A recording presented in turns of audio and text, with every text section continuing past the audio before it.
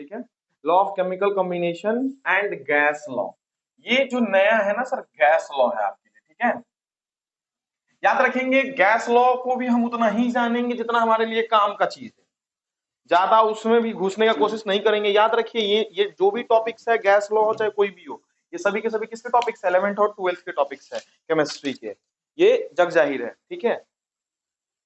उस पर मत ध्यान दो, ये वो होने दो, वो अपना काम करता है, ठीक है। सुनिए, देखिए पहला चीज आपको क्या पढ़ना है, टॉपिक सुन लीजिए क्या क्या पढ़ना है इस चैप्टर के अंदर। पहला लॉ ऑफ कंजर्वेटिव पढ़ेंगे, हाँ law of conservation of mass पढ़ेंगे, कंजर्वेटिव पढ़ लिया, ये गलती पढ़ ली। Law of conservation of mass in the light of modern research, gas law पढ़ेंगे। गैस लॉ के अंदर में हम लोग पढ़ेंगे बॉयल्स लॉ, चार्ल्स लॉ, ठीक है, ये लूसेक लॉ, तीनों आदमी के बारे में पढ़ेंगे, गैस लॉ के अंदर में ही आएगा, ठीक है। इसमें पढ़ेंगे हम लोग टेम्परेचर प्रेशर लॉ, डाल्टन्स का law, partial pressure, molecular velocity of gases, Avogadro law.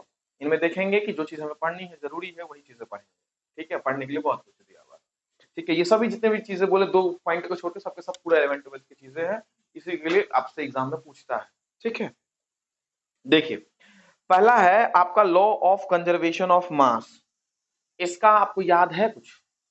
अगर हम बात करते हैं लॉ ऑफ कंजर्वेशन ऑफ मास का, इसका मतलब समझिए, देखिए सर, जैसे कहता क्या है कि एग्जांपल समझिए, कि एग्जांपल पहले बता दे या डिफिनेशन पहले बता?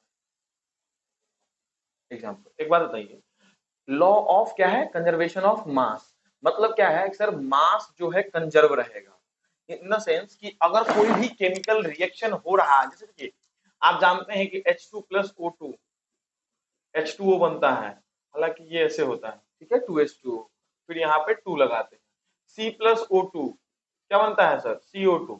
ध्यान देने वाली बात ये है कि law of conservation of mass class 9th में आप पढ़ते हैं जिस टाइम पे, उस टाइम आपको पढ़ाया यही जाता है कि सर इसको क्या कहते हैं, रिएक्टेंट, यही ना कहते हैं जी, रिएक्टेंट, और इसको प्रोडक्ट।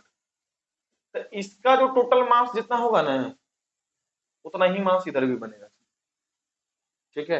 यही है लॉ ऑफ कंजर्वेशन ऑफ मास, ये याद होगा, ये बच्चा बच्चा को याद रहता है, ठीक। हाँ, क्योंकि मास कहीं ना कहीं एनर्जी से रिलेटेड है, ठीक है। तो यही पहला है, पहला यही कहता है, ये किसके द्वारा दिया गया था, लैबोजियर साहब के द्वारा। किसके द्वारा, लैबोजियर साहब, जो कि हमारे केमिस्ट्री के क्या फादर है, क्या है, फादर ऑफ केमिस्ट्री कहा जाता है इनको।